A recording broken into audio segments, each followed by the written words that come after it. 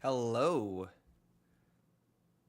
We are live. I want to make sure y'all can hear me and everything. This is our first TNA Impact review live stream. Let me get my notes out and get ready for this recap of a pretty eventful episode. Okay.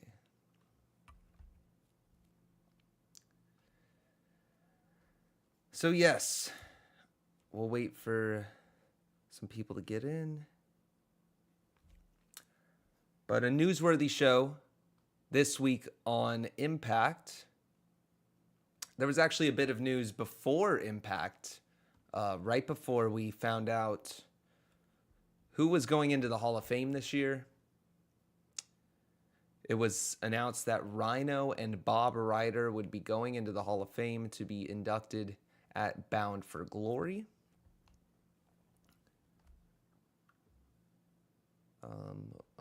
I'm trying to see if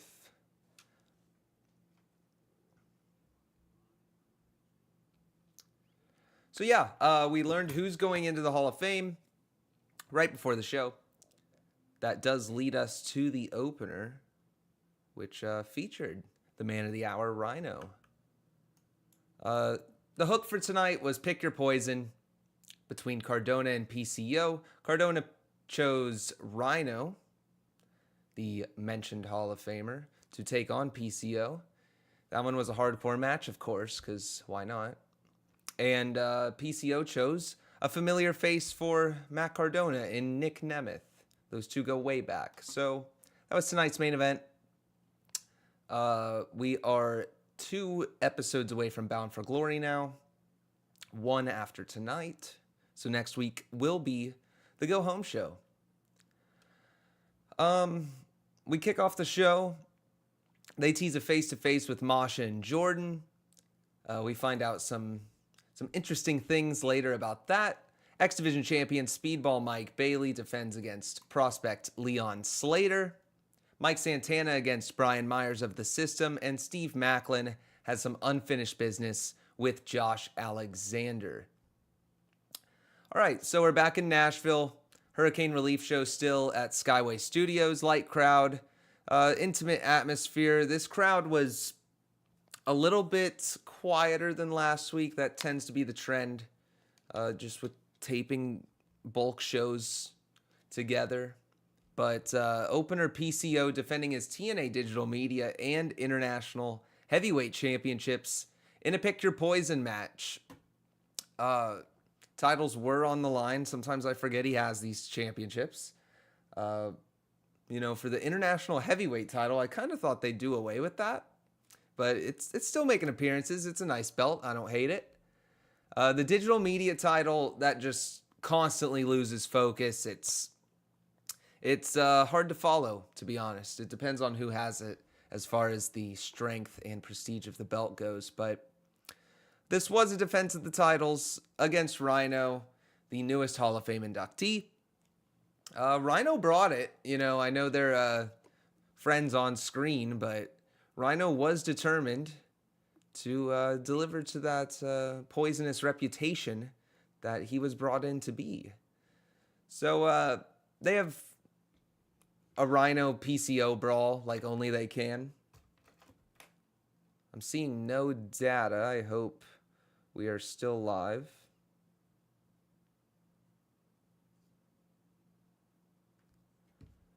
But yeah, it's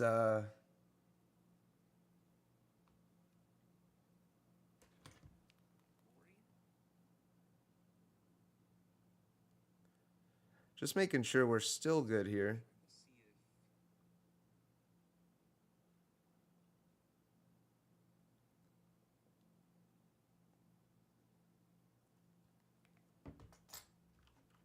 One second. If you're in the chat, let me know if the stream is shaky or we're good now. But yeah, Rhino and PCO, they had a typical match you could expect from them. Lots of chairs, lots of trash cans, lots of bumps. PCO did his frightening stuff as usual. he took his apron bump, the swanton on the apron. PCO saw it at the end, almost lands on his head as per usual. Lots of action here, honestly. They built well to the spots towards the end. I'm not going to tell you this had the pace of a Will Ospreay match, but they built nicely to the big stuff, and that's what matters. Just two old guys going at it one more time. It was fun.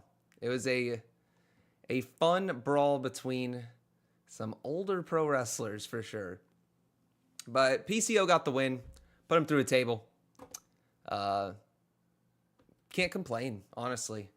I wasn't too excited for it, but when it happened, I was like, all right. We go backstage to the TNA World Champion. He is with Mean Gia Miller. Standard interview, really. He cuts his Dolph Ziggler-esque promo. He says he wanted to defend his TNA World title tonight, but Director of Authority Santino Marella said, not so fast, we're not going to compromise the Bound for Glory main event. So the fighting champion didn't get his wish, but he's got something prepared for Matt Cardona. He vows to steal the show, beat Cardona, take his girlfriend, all the good Dolph Ziggler stuff that we're used to. We had the commercial break. So pretty decent start to TNA. Nothing crazy, pretty standard stuff. You had a nice TV match. We come back with Ash by Elegance in action. We see the liaison between TNA Wrestling and NXT, Ariana Grace, make her way out. She introduces a new talent from NXT, Brynlee Reese, which I had not seen Brynlee Reese before this. From what I gathered, she is like one of those old fitness workout video girls. She's got the, I don't know if it's Spanx or, the gloves, the neon. It's kind of like a jazzy fit body, Madison Rain's IPWF gimmick, if anyone remembers that.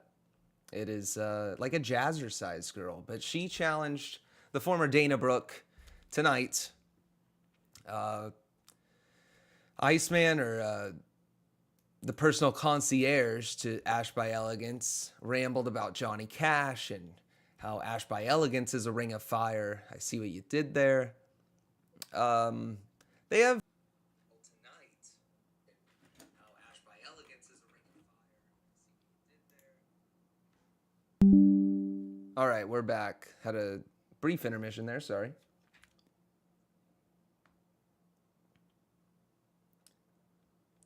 We'll see how this works out after. I hope it's okay, because, man, this stream is just,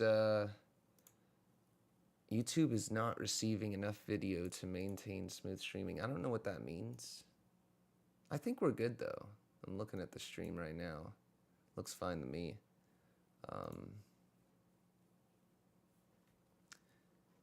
It does say poor connection, though. Let me know in the comments if it's terrible. Anyway. So yeah, they start surrounding Macklin, the Northern Armory does. And Macklin says sometimes you have to check your ego. Tonight was not going to be one of those nights. He allows the Northern Armory to bring it on. He says, give me a 3-on-1. He does okay for a second, and then naturally he does not do okay, as the Northern Armory gets their zip ties again. And we see a C4 spike. We see a beatdown. So from what I'm seeing, Josh Alexander and Steve Macklin is official for TNA Bound for Glory this year.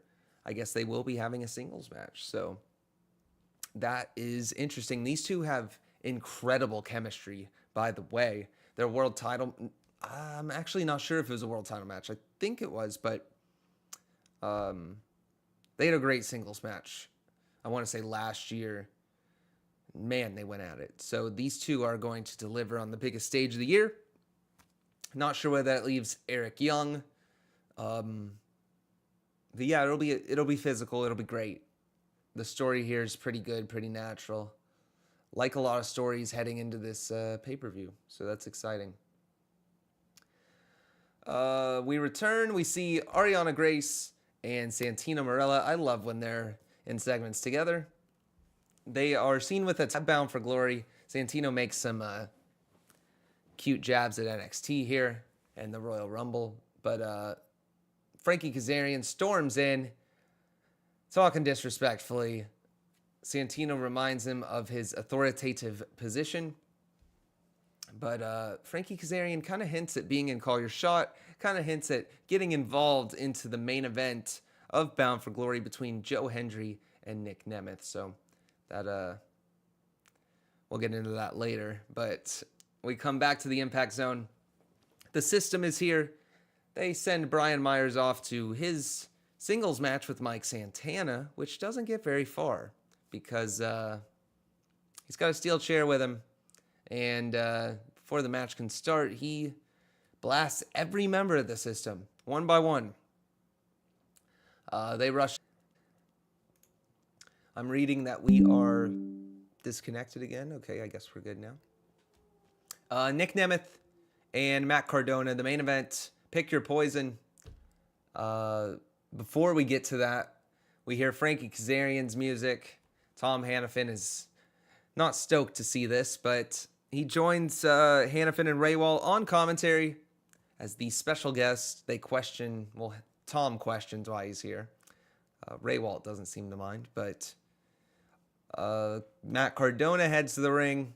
Kazarian praises his tan and talks about his new cologne. I want to say it was Moist Autumn Breeze. I think that was the name of Kazarian's cologne tonight. This is our second of 2 Pick Your Poison matches. We hear the unzip. We hear the oh my god, which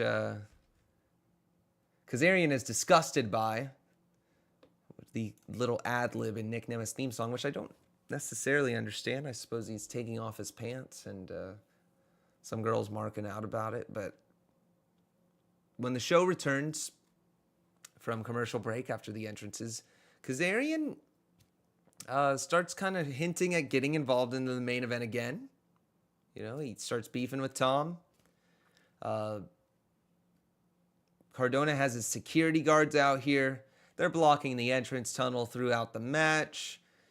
Hannafin points out that security is been hanging around Cardona for the last few weeks. We don't know if they'll be there in Detroit for Monsters Ball. I'm sure Cardona would like that.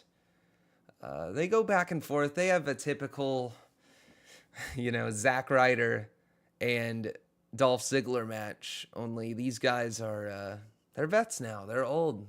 They're legends, really, at this rate in 2024. So it was pretty cool to see. I used to watch these guys go at it on Superstars or Main Event. Now they're main eventing TNA Impact 10 years later, hell, even more. So anyway, the match, commercial break. Cardona works his heat for a while. Kazarian keeps talking. That's a big theme of it. Kazarian keeps talking about how he's going to be a big part of the main event at Bound for Glory. Hannafin points out that Kazarian's lost to Joe Hendry, and it's Joe Hendry's the number one contender. There's nothing Kazarian can do at this point, or at least so he thinks. Kazarian is adamant that he will be involved. Cardona takes an advantage with a low blow without the ref noticing. He looks to finish him off. Right when he does that, we hear lightning. Well, we see lightning. We hear thunder. That's how that works. It's PCO. PCO is here. He takes out Cardona's security guards. Cardona is terrified. That gives Nemeth an opportunity to hit him with the danger zone. Nemeth makes the cover, gets the win. PCO picks up Cardona and just carries him to the back. Cardona hangs on to the steel trusses at the entrance, but he slips away, and Hannafin can only question what PCO is going to do to Matt Cardona in the back. I'm not sure I want to know, but that's that. That's the main event. Cool, whatever. Fine match. Don't bury the lead. Nemeth is celebrating. Kazarian attacks him from behind. Joe Hendry's music hits. Joe Hendry makes the save. That's the main event.